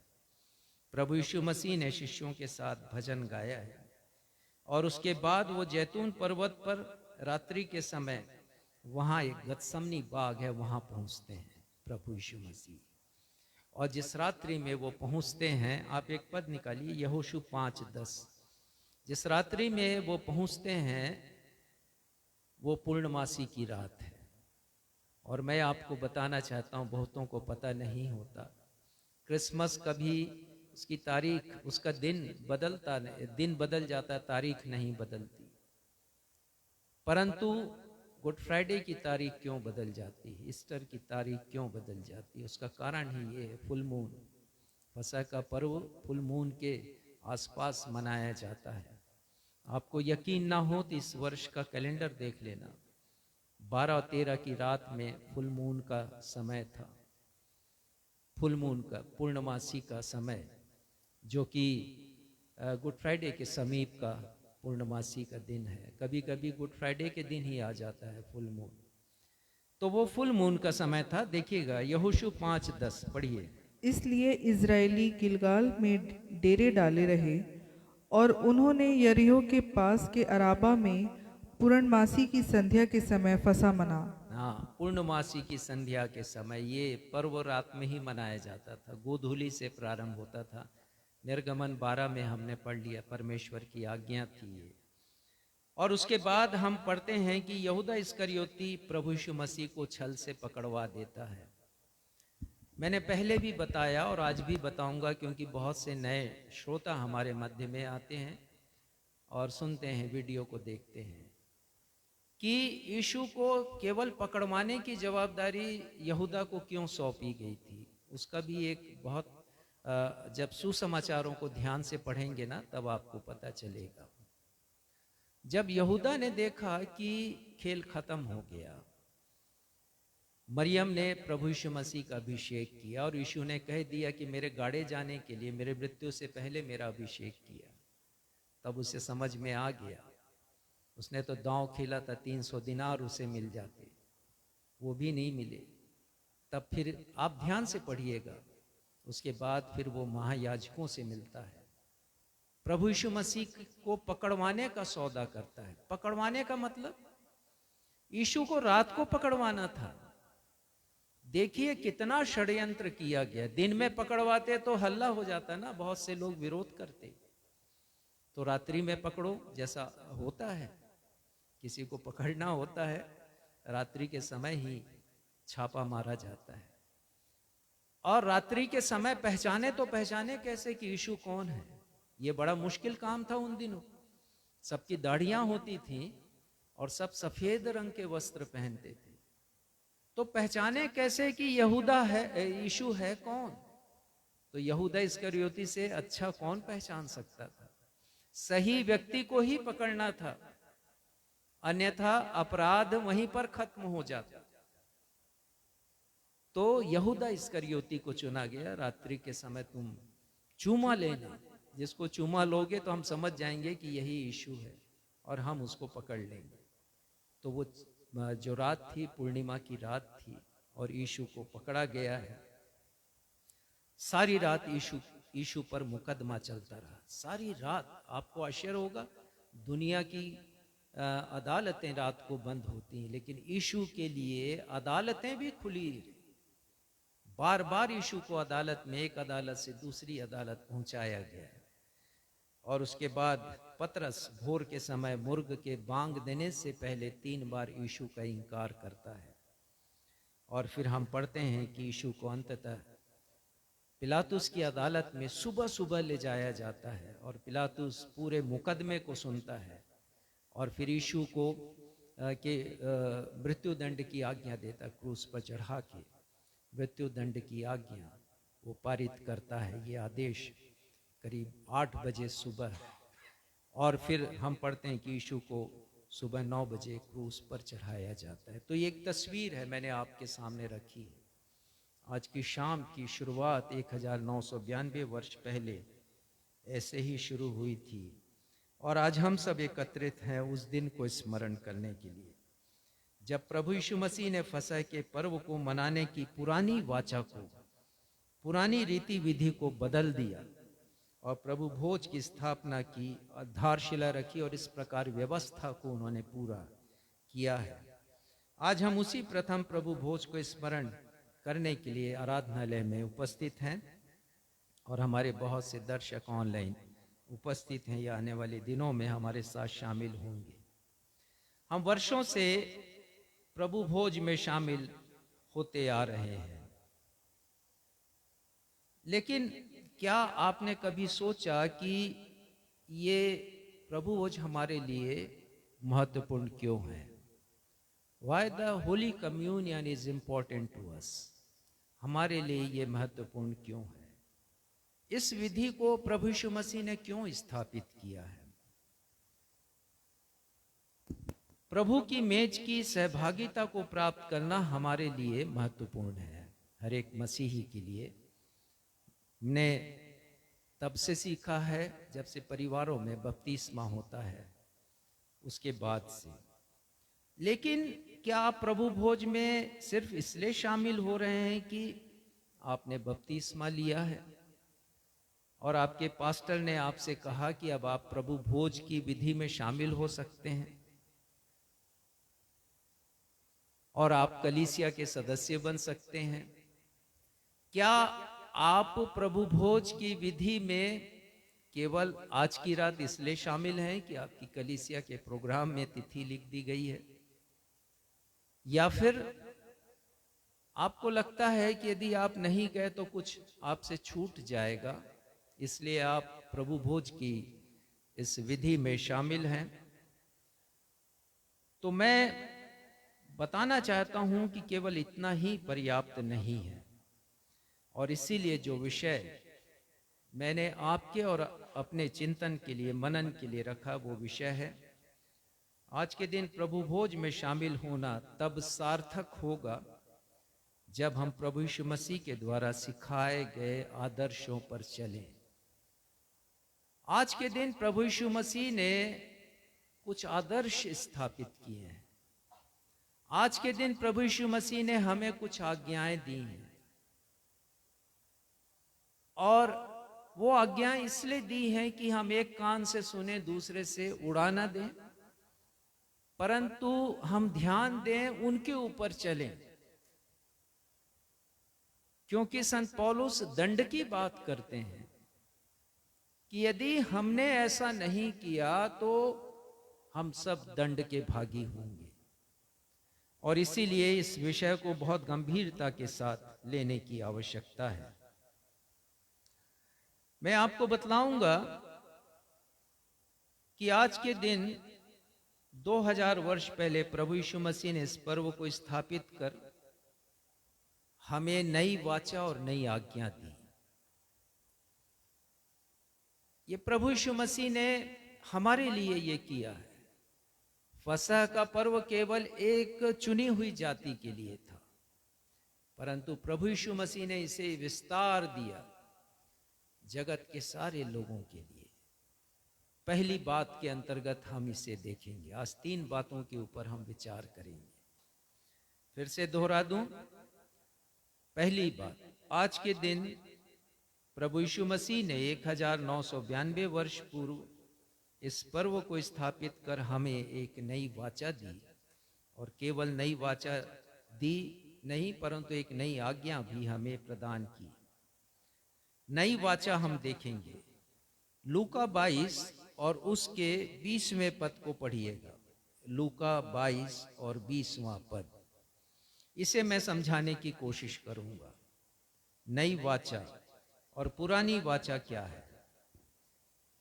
इसी रीति से उसने भोजन के बाद कटोरा भी यह कहते हुए दिया, यह कटोरा मेरे उस लहू में जो तुम्हारे लिए बहाया जाता है नई वाचा है। ये नई वाचा, प्रभु यीशु मसीह ने एक नई वाचा हमारे साथ बांधी। वाचा मतलब प्रतिज्ञा, हम मनुष्यों के साथ प्रभु यीशु मसीह ने की। और यदि आप पढ़ें इब्रानियों की किताब उसका 9वां अध्याय, तब आपको पता चलेगा कि पुरानी वाचा और नई वाचा में फर्क क्या है। पढ़िएगा इब्रानियों 9वां अध्याय और उसके 15वें पद को पढ़िएगा। इसी कारण वह नई वाचा का मध्यस्थ है। मध्यस्थ है। नई वाचा का मध्यस्थ का मतलब है कि परमेश्वर और मनुष्य के बीच में संबंध स्थापित करने वाला। यदि कोई मध्यस्थ है, माध्यम है, तो वो माध्यम केवल प्रभु यीशु मसीह है। और पढ़िएगा आगे, ताकि उसकी मृत्यु के द्वारा जो पहली वाचा के समय के अपराधों से छुटकारा पाने के लिए हुई है। हाँ, रुक जाइए। पहली वाचा जो परमेश्वर पिता ने इस्राएलियों के साथ बांधी, मूसा ने उन्हें आज्ञा दी कि यदि तुमको परमेश्वर से संपर्क बनाना है, परमेश्वर के पास पहुंचना है, तो तुम्हें निर्दोष मेमने का बलिदान करना पड़ेगा। और निर्गमन 12 में हमने यही देखा है। जब पहला फसह उन्होंने मनाया, परमेश्वर ने कहा एक निर्दोष मेमना लेना, उसका बलिदान करना, उसके रक्त को अपने घर के द्वार के दोनों अलंगों पर लगाना और द्वार के चौखट पर भी लगाना ऊपर। और उनसे कहा कि रात्रि के समय परमेश्वर दंडित करेगा मिस्रियों को, क्योंकि उन्होंने तुम पर जुल्मो सितम किया, तुम्हारा शोषण किया है। और रात को परमेश्वर का दूत जब जाएगा मिस्र देश से और देखेगा जिसके घर में वो रक्त का निशान नहीं है, वहां से पहिलौठा उठा लिया जाएगा। रक्त के ऊपर विश्वास करना था कि ये रक्त मामूली रक्त नहीं है, निर्दोष मेमने का रक्त है। परमेश्वर ने आज्ञा दी है, वो हमें बचाएगा। आज मैं और आप यहाँ पर बैठे हैं इस बात के लिए, विश्वास करने के लिए कि यीशु का रक्त है, वो दाखरस जिसे थोड़ी देर पहले हमने लिया है, यीशु का रक्त हमें छुटकारा देगा, हमें बचाएगा। जैसे फसह छुटकारे का दिन था, परतंत्रता से आजादी का दिन था, गुलामी से आजादी का दिन, दासत्व से छुटकारे का दिन, वैसे ही हमारे लिए आज का दिन हो सकता है। ये प्रभु यीशु मसीह की नई वाचा है। आगे पढ़िएगा 16वां पद। क्योंकि जहाँ वाचा बांधी गई है, वहाँ वाचा बांधने वाले की मृत्यु का समझ लेना भी अवश्य है। हाँ, ये बहुत जरूरी है। वाचा जिसने बांधा है उसकी मृत्यु होती ही है। वहां पर निर्दोष मेमना है, वाचा उसके साथ बांधी गई है और उसका बलिदान करना जरूरी है। और यहां यदि वाचा बांधी गई है प्रभु यीशु मसीह के द्वारा, जो मध्यस्थ हैं, उनकी मृत्यु का होना भी अवश्य था और इसीलिए प्रभु ने अपना बलिदान दिया है। व्यवस्था विवरण 17:11 में लिखा है, मत पढ़िएगा, बता रहा हूं कि बिना लहू बहाए पापों की क्षमा नहीं होती। प्रभु यीशु मसीह ने इसीलिए अपना लहू बहाया है। तो ये नई वाचा है जिसे प्रभु यीशु मसीह ने हम सब के साथ बांधी। 18वां पद पढ़िएगा। इसलिए पहली वाचा भी बिना लहू के नहीं 17वां, बांधी, पहले 17वां पढ़िए। क्योंकि ऐसी वाचा मरने पर पक्की होती है, और जब तक वाचा बांधने वाला जीवित रहता है तब तक वाचा काम की नहीं होती। हाँ, 18वां। इसीलिए पहली वाचा भी बिना लहू के नहीं बांधी गई। पहली वाचा भी आदेश था कि लहू को द्वार के दोनों अलंगों पर, बाएं हाथ और दाएं हाथ में, और जो ऊपर अलंग है, चौखट है, वहां पर लगाना। ये किसका निशान था? ये क्रूस का निशान था। आप बना लीजिए उसको, ऊपर से नीचे और दाएं और बाएं।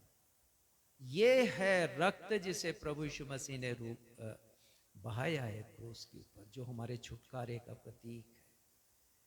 तो हम देखते हैं कि प्रभु यीशु मसीह ने जो नई वाचा बांधी, उसमें अब बलिदान की जरूरत नहीं है, बलिदान की आवश्यकता नहीं है। इब्रानी की किताब में ही हम पढ़ते हैं उसके 9वें अध्याय में कि 4था पद, 10वां अध्याय, क्योंकि अनहोना है कि बैलों और बकरों का लहू पापों को दूर करे, इसी कारण वह जगत में आते समय कहता, बलिदान और भेंट तूने ना चाहिए, पर मेरे लिए एक देह तैयार किया। और बार बार बलिदान चढ़ाने की अपेक्षा 10वें पद में, उसी इच्छा से हम यीशु मसीह की देह के एक ही बार बलिदान चढ़ाए जाने के द्वारा पवित्र किए गए हम हैं। पवित्र किए गए हैं, तो अब पशुओं के रक्त को बहाने की आवश्यकता नहीं। ये नई वाचा है। दूसरा, प्रभु यीशु मसीह ने नई आज्ञा दी है। आज का दिन बहुत खास है क्योंकि नई वाचा बांधी उन्होंने हमारे साथ, हमारे छुटकारे के लिए, पाप के दासत्व से, शैतान के दासत्व से छुड़ाने के लिए। और दूसरा, नई आज्ञा दी है। यूहन्ना रचित सुसमाचार 13वां अध्याय, फिर से हम आ जाएं इस पर, और इसके 34 वर्ष को पढ़िएगा, 34वां पद। यूहन्ना 13:34, यहाँ लिखा 34। मैं तुम्हें एक नई आज्ञा देता मैं हूँ। तुम्हें एक नई आज्ञा देता हूँ। लूका में पढ़ा हमने, नई वाचा बांधी यीशु ने।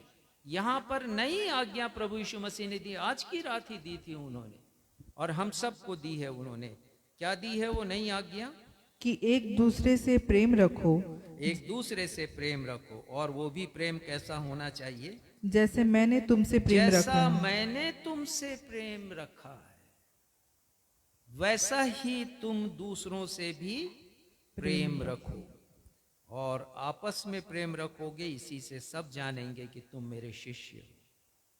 कैसे जानेंगे? हम मसीही आपस में यदि बैर भाव रखेंगे, लड़ाई झगड़ा करेंगे, तो कोई नहीं जानेगा, बल्कि बहुत हमारे बारे में खराब गवाही दुनिया में जाएगी। पर प्रभु यीशु मसीह ने सिखाया एक दूसरे से हम प्रेम रखें। आज की ही रात प्रभु यीशु मसीह ने ये नई आज्ञा हमें दी है। यूहन्ना का 15वां अध्याय देखिए, उसके कुछ पदों को देखेंगे, वहां पर भी प्रभु यीशु मसीह ने यही बात कही है। 10वां पद पढ़िएगा। यदि तुम मेरी आज्ञाओं को मानोगे तो मेरे प्रेम में बने रहोगे, जैसा कि मैंने अपने पिता की आज्ञाओं को माना है और उसके प्रेम में बना रहता हूँ। 12वां पद। मेरी आज्ञा यह है कि जैसे मैंने तुमसे प्रेम रखा वैसे ही तुम बार भी। बार प्रभु यीशु मसीह ने इस बात को कहा है कि जैसा प्रेम मैंने तुमसे रखा है वैसा ही प्रेम तुम दूसरों से भी रखो।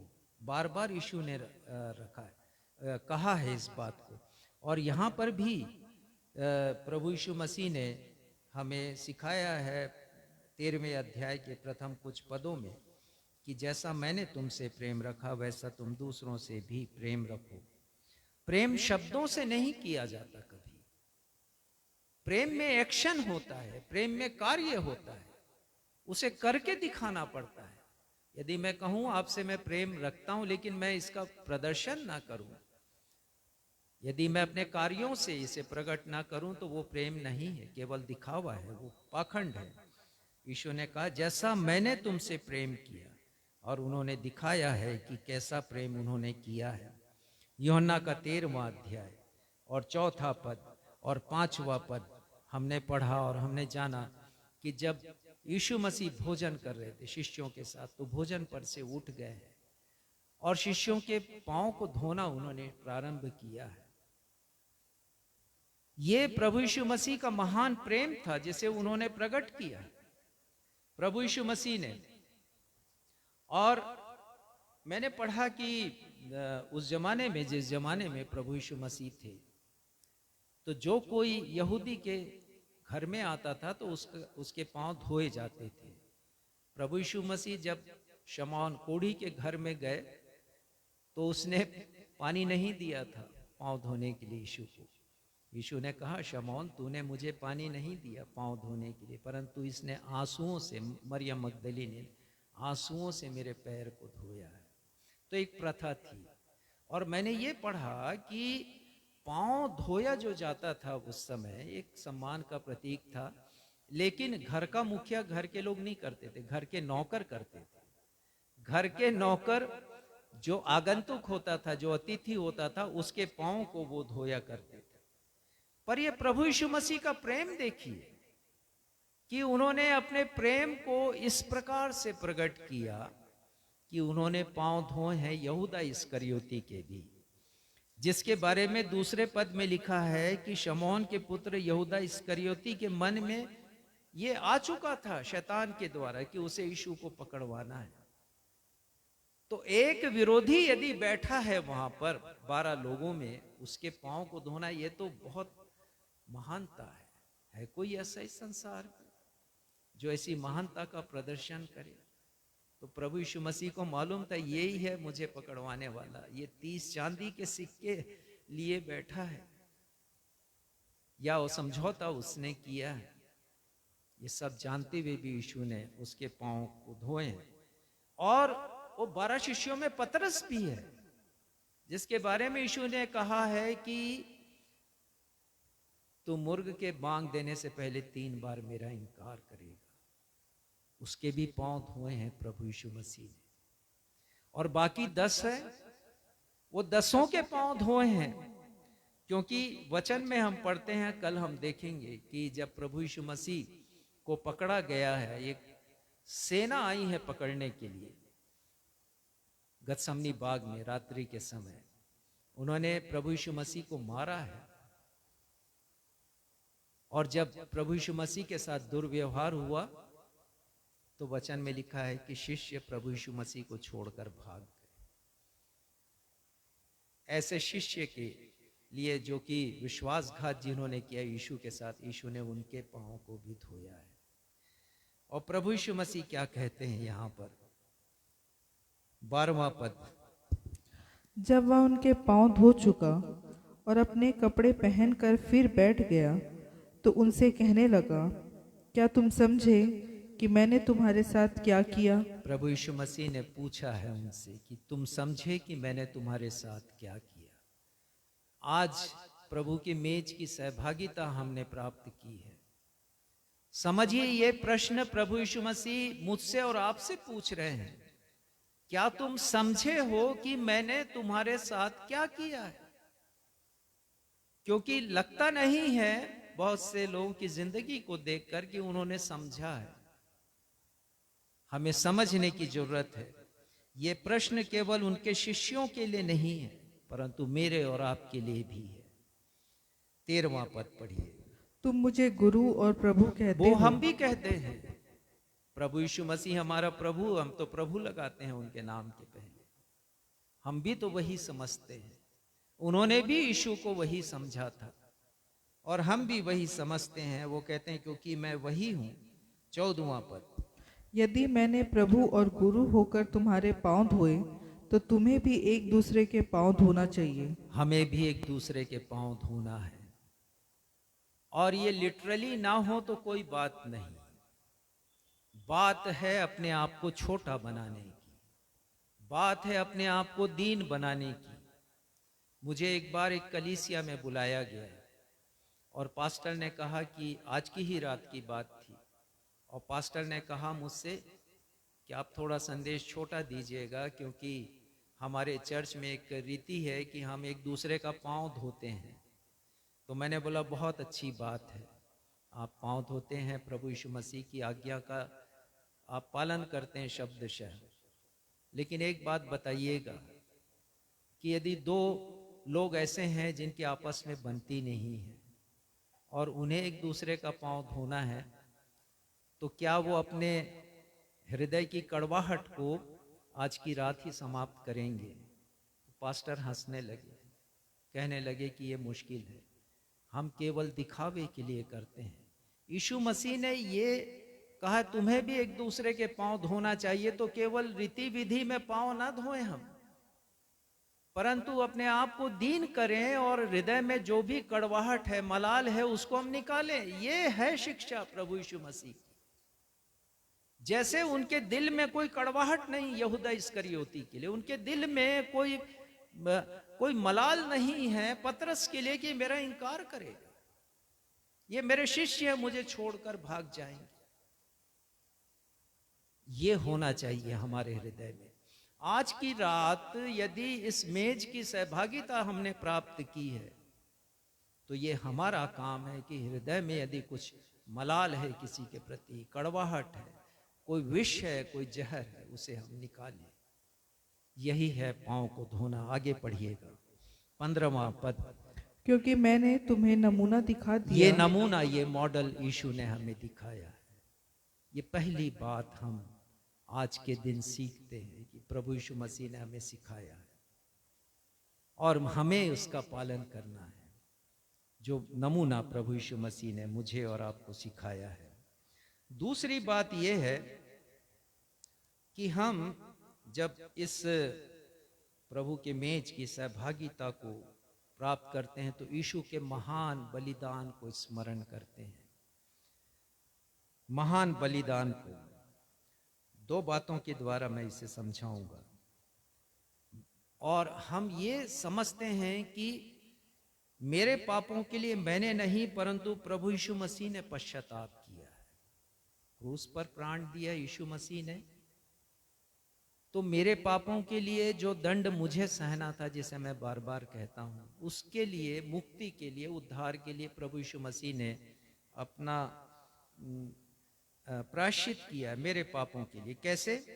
एक पद मैंने पढ़ा था प्रारंभ में, 1 यूहन्ना 2:2, आप निकालिए 1 यूहन्ना 4 अध्याय का 10वां पद।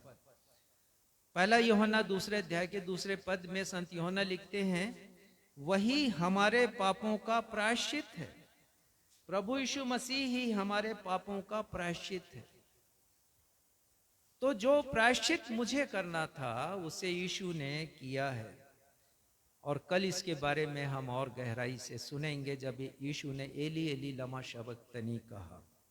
पढ़िएगा 1 यूहन्ना 4 उसका 10वां पद। प्रेम इसमें नहीं कि हमने परमेश्वर से प्रेम किया, पर इसमें है कि उसने हमसे प्रेम किया और हमारे पापों के प्रायश्चित के लिए अपने पुत्र को भेजा। तो ये प्रभु यीशु मसीह ने हमारे पापों का प्रायश्चित किया। ये जो दाखरस हम लेते हैं, तो ध्यान दें कि ये मेरे पापों का प्रायश्चित है जिसे यीशु ने किया है, क्योंकि प्रायश्चित के लिए बिना लहू बहाए पापों की क्षमा नहीं होती, उसके लिए प्रायश्चित करना है। तो यीशु ने प्रायश्चित किया, अपना लहू उन्होंने बहाया है।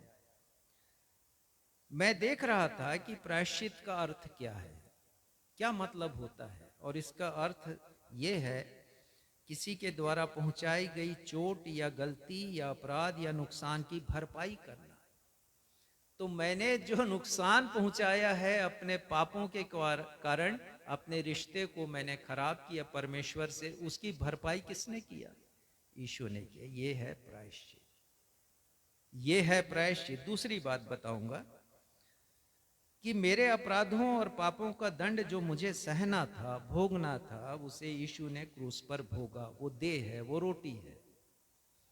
पहला है दाख रस, फिर उसके बाद रोटी। रोमियो 8:3 में लिखा है कि परमेश्वर ने अपने ही पुत्र को पाप में शरीर की समानता में भेजकर शरीर में पाप पर दंड की आज्ञा दी। शरीर में पाप पर दंड की आज्ञा। तो यीशु ने तो कोई पाप नहीं किया था, तो किसके पाप का दंड यीशु ने सहा है? मेरे और आपके पाप का दंड। इतना महान कार्य यीशु ने किया है, और हम एक रीति विधि के समान आके इसको ले लेते हैं। हमें समझने की आवश्यकता है। प्रभु यीशु मसीह के बहुमूल्य रक्त को जिसे उन्होंने बहाया और अपनी देह में जो उन्होंने सहा है, तो ये रोटी है जिसे हम स्वीकार करते हैं, जिसे हम ग्रहण करते हैं। अंतिम बात मैं बताऊंगा कि जब भी प्रभु भोज में शामिल हों, हम 4 बातों को स्मरण करें। ये तीसरी बात के अंतर्गत 4 बातें हैं। पहली बात तो ये है कि पहला कुरिन्थी 11 अध्याय 26वां पद पढ़िए। संत पौलुस कहते हैं कि जब भी हम इस मेज की सहभागिता को प्राप्त करते हैं तो हम क्या करते हैं? 26वां पद पढ़िएगा, पहला कुरिन्थी 11:26। क्योंकि जब कभी तुम यह रोटी खाते और इस कटोरे में से पीते हो तो प्रभु की मृत्यु को जब तक वह न आए प्रचार करते हो। प्रभु की मृत्यु का प्रचार करते हैं। मृत्यु का प्रचार करना, इसका मतलब क्या है? इसका मतलब ये है कि सब लोगों को बतलाना कि प्रभु यीशु मसीह आपके लिए आए, आपके लिए मारे गए। वो निष्पाप थे, वो निर्दोष थे, उन्होंने कोई ऐसा गुनाह नहीं किया कि उन्हें सलीब पर चढ़ाया जाता, पर सिर्फ इसलिए कि उन्होंने आपके गुनाह को अपने ऊपर लिया है। मृत्यु का प्रचार करते। दूसरी बात, हम प्रभु यीशु मसीह के दूसरे आगमन का प्रचार करते हैं। जब तक वो नहीं आए तब तक। एक और पद पढ़िएगा, लूका 22:18। दूसरे आगमन का प्रचार कि यीशु आने वाले हैं इस दुनिया में, हमें लेकर के, हमें लेने के लिए आने वाले हैं। लूका 22 उसका 18वां पद। और उसके बाद फिर पहला कुरिन्थी 11वें पे आ जाएंगे हम। क्योंकि मैं तुमसे कहता हूँ कि जब तक परमेश्वर का राज्य ना आए तब तक मैं दाख का रस अब से कभी ना पीऊंगा। हाँ, और राज्य तब आएगा जब वो दोबारा आएंगे हमें लेने के लिए। तो दोबारा आगमन का, उनके सेकंड कमिंग का भी प्रचार करते। पहले मृत्यु का प्रचार और दूसरा सेकंड कमिंग का। लेकिन क्या हम करते हैं? हम तो इसे ग्रहण करते हैं, अपने घर चले जाते हैं, फिर अगले मॉन्डी थर्सडे का इंतजार करते हैं। हमें ये करना है, जब भी हम लें इसे, हमें ये काम करना है। तीसरा काम, पहला कुरिन्थी 11वां अध्याय उसका 29वां पद। क्योंकि जो खाते पीते समय प्रभु की देह को ना पहचाने वह इस खाने और पीने से प्रभु की देह को पहचानना। जब इस रोटी को लेते हैं, इस दाखरस को पीते हैं, हम प्रभु की देह को पहचाने। ये रोटी प्रभु की देह है, इसको पहचानना है हमें। जब 2 शिष्य प्रभु यीशु मसीह के पुनरुत्थान के दिन इम्माउस की यात्रा कर रहे थे, यरूशलेम से इम्माउस की यात्रा, यीशु उनके साथ हो लिए और उसके बाद यीशु बातचीत कर रहे हैं। लंबा प्रचार है, फिर किसी दिन मैं करूंगा। लेकिन जब उन्होंने विवश किया यीशु को कि हमारे साथ रुक जाइए, यीशु रुके हैं उनके साथ। शाम का समय था, रात हो रही थी। उन्होंने यीशु को पहचाना ही नहीं था। वो नहीं जान रहे थे कि जो हमारे साथ है वो यीशु ही है। मृत्यु के बाद जिनका पुनरुत्थान हो गया, और जब यीशु ने रोटी तोड़ी है, तब उन्होंने लिखा है लूका 24वें अध्याय में कि यीशु को उन्होंने पहचाना है। उन्होंने जख्मों को देखा, जख्मों के निशान को देखा, हाथ में कीलों के निशान को। रोटी तोड़ी है, रोटी यीशु की देह जो तोड़ी है, जख्मी देह, उन्होंने पहचाना है। और इसी को संत पौलुस कहते हैं कि हमें पहचानना है देह को, सिर्फ एक रिधि विधि को, औपचारिकता को ना निभाएं। हम यहाँ पर पहचाने कि ये वह देह है यीशु की जो मेरे लिए घायल की गई, जख्मी की गई, कोड़ों की मार को सहा। ये मेरी देह है जिस पर थूका गया है, ये मेरी देह है जिसके बाल नोचे गए हैं, जिसे अपमानित किया गया है।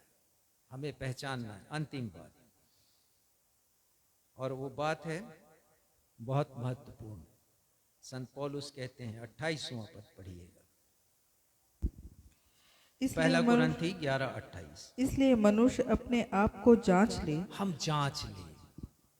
कितनी बार जांचते हैं इस मेज के पास जब हम आते हैं, कितनी बार हम अपने हृदय को जांचते हैं। हमें जांचने की जरूरत है, हम कहाँ हैं। और यदि हमने जांचा कि हमारे जीवन की एक कमी है तो उसे निकालना है हमें। यही है तो जांचना, अपनी निर्बलताओं को, अपनी कमियों को जांचना, ताकि हम उसे निकाल सकें। गलातियों की किताब 6वें अध्याय के 4 पद में भी लिखा, हर एक अपने काम को जांच ले। जांचने की बात बहुत बार लिखी है, लेकिन सबसे अच्छा मुझे लगता है दाऊद का कथन, भजन संहिता 139 उसका पहला पद पढ़िएगा। भजन संहिता 139 उसका पहला पद देखिए, दाऊद क्या कहते हैं। हे यहोवा, तूने मुझे जांच कर जान लिया है। तूने मुझे जांच कर जान लिए। ये परमेश्वर हैं जो हमें जांच कर जान लेते हैं। और उसके 23वें पद को, हे परमेश्वर, मुझे जांच कर जान ले। वो परमेश्वर से कहते हैं, क्या हम कहने के लिए तैयार हैं, परमेश्वर पिता मुझे जांच कर जान ले।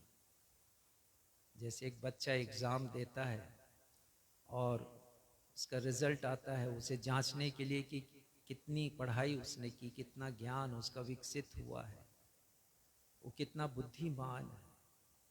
आत्मिक जांच की आवश्यकता है। जब इस मेज के पास आए तो हम जब आज के दिन इस विधि में शामिल हों तो हम याद रखें कि सार्थक तभी होगा जब हम प्रभु यीशु मसीह के द्वारा स्थापित आदर्शों के ऊपर चलें। अन्यथा ये केवल औपचारिकता है, रीति विधि का पालन है। आज के इन वचनों के द्वारा परमेश्वर पिता हम सबों को अपनी आशीषों से परिपूर्ण करे। आइए हम सब फिर से उस गीत को गाएं, अपना समर्पण करें। यीशु ने अपना खून बहाकर मुझे बचा लिया, उसके अंतिम पद को हम सब मिलकर गाएंगे। सेवा करेंगे प्यारे प्रभु की जैसा कि उसने कहा। तो सेवा हम करें प्रभु यीशु मसीह की जैसा प्रभु यीशु मसीह ने कहा है, और मर भी मिटेंगे प्यारे प्रभु में। तो शब्द तो बहुत उम्मीदें जगाते हैं, परंतु हमें ध्यान देने की जरूरत है कि हम कितना अपने बातों पर गाएं, अपने स्थान पर खड़े हो जाएं।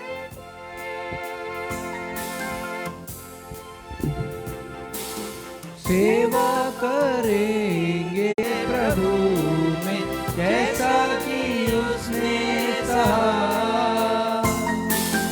सेवा करेंगे प्यारे प्रभु की जैसा कि उसने कहा। मर भी मिटेंगे प्यारे प्रभु में जैसा कि उसने कहा। हरदम हम गाएंगे गीत उसी के, मुझे बचा लिया। यीशु ने अपना खून बहाकर मुझे बचा लिया। क्यों मैं ना गाऊंगा गीत उसी के, मुझे बचा लिया। मुझे बचा लिया। मुझे बचा लिया। प्रार्थना में जाएं। मैं यह प्रार्थना करता हूँ कि आप सभी का प्रेम और ज्ञान सब प्रकार के विवेक सहित और भी बढ़ता जाए, यहाँ तक कि आप सब उत्तम से उत्तम बातों को प्रिय जाने और प्रभु यीशु मसीह के दिन तक सच्चे बने रहें और ठोकर नहीं खाएं।